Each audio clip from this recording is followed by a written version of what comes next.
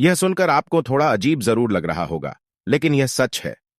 इस दुनिया में एक ऐसी भी जगह है जहां एक घर, जो कि अपने ही निर्माण कराने वाले लोगों की मौत का गवाह बना खड़ा है। इन मौतों को हुए बहुत समय बीत गया, लेकिन उन लोगों को उनके घर में कमरों में आज भी देखा जाता है। इस घर में किसी की मौत अपने आप हुई तो किसी ने बीमारी के चलते जान गंवाई, लेकिन सभी लोग इसी घर में मरे।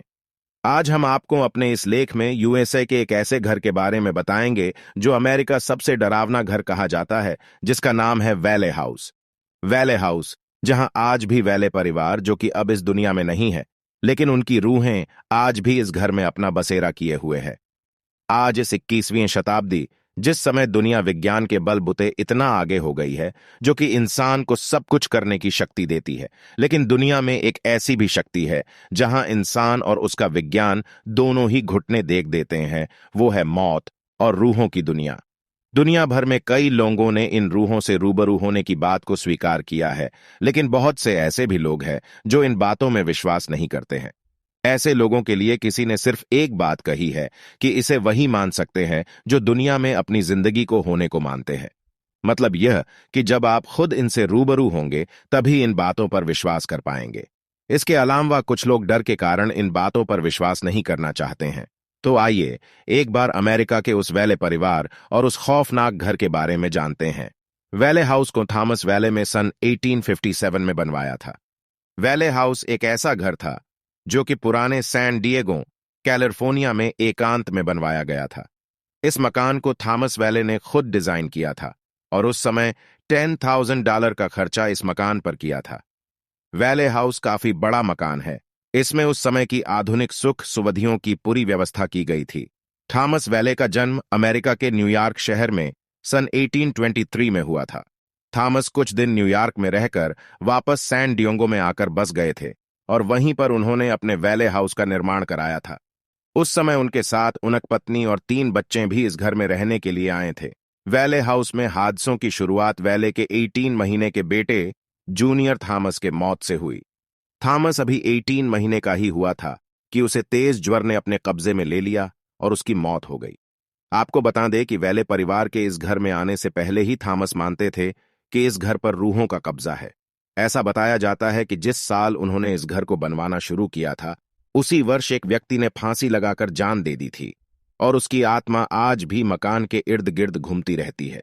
बेटे की मौत के बाद इस परिवार में कुछ सालों के बाद 2 और बेटियों का जन्म हुआ। उसके कुछ सालों के बाद थॉमस की पत्नी की भी बीमारी के चलते मौत हो गई। थॉमस के बड़े बेटे ने वायलेट वैले ने जॉर्ज टी बर्टो नाम की लड़की से शादी कर ली।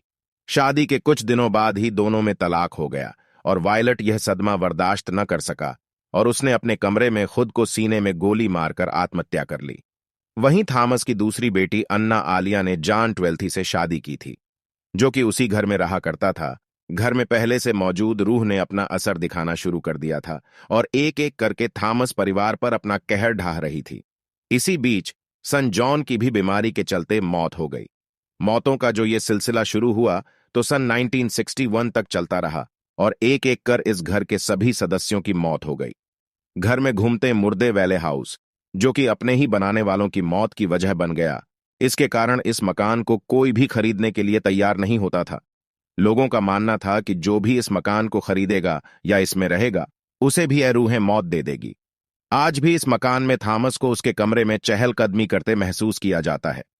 सबसे खौफनाक मंजर तो वो होता है जब आलिया अपने कमरे में अपने बालों को संवारती है। उस समय उसकी छाया साफ तौर पर आईने में देखी जा सकती है।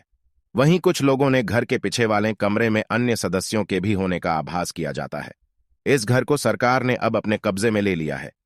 इस घर में एक घोस्ट हंटर्स ने अपना रिसर्च किया था। उस रिसर्च की टीम में शामिल एक व्यक्ति ने बताया कि जब वो इस घर में प्रवेश कर रहा था, उसी समय रात के 1 बज रहे थे और चारों तरफ भयानक अंधेरा था। जब वो घर के अंदर पहले कमरे में दाखिल हुआ तो उसे लगा कि कोई महिला, जो कि अपने हाथों में कुछ लिए हुए है और अंदर के कमरे की दरवाजे की तरफ जा रही है। जब उस व्यक्ति ने उसे पुकारा तो वो पीछे मुड़ी। उस समय उसके बालों से उसका पूरा चेहरा ढका था और हाथों में एक कंघी की जैसी कोई चीज थी। उस समय जब टीम के उस सदस्य ने उस पर टार्च की लाइट दी तो वो उस दरवाजे में समा गई। इसके अलावा वैले हाउस में वायलेट का कमरे में जब वो गया तो उसे महसूस हुआ कि कोई उसके पीछे पीछे आ रहा है और जब उसने पीछे पलटकर देखा तो वैले का पूरा परिवार उसके पीछे खड़ा था। इतना देखकर वो जल्दी से वायलट के कमरे में घुस गया, जहां एक आराम कुर्सी थी जो कि अपने आप हिल रही थी। जब वो कुर्सी के पास गया तो उसने देखा कि कतरे की खिड़की जिस पर शीशे लगे हुए थे, उस शीशे कोई अंदर देख रहा था। उसी वक्त वो सदस्य दौड़कर खिड़की के पास पहुंचा तो वो साया जो कि खिड़की से झांक रही थी, वो नीचे कूद गई। उसके बाद उसने खिड़की के शीशे पर गौर किया तो उसे लगा कि शीशे पर जैसे ताजे खून के धब्बे लगे थे।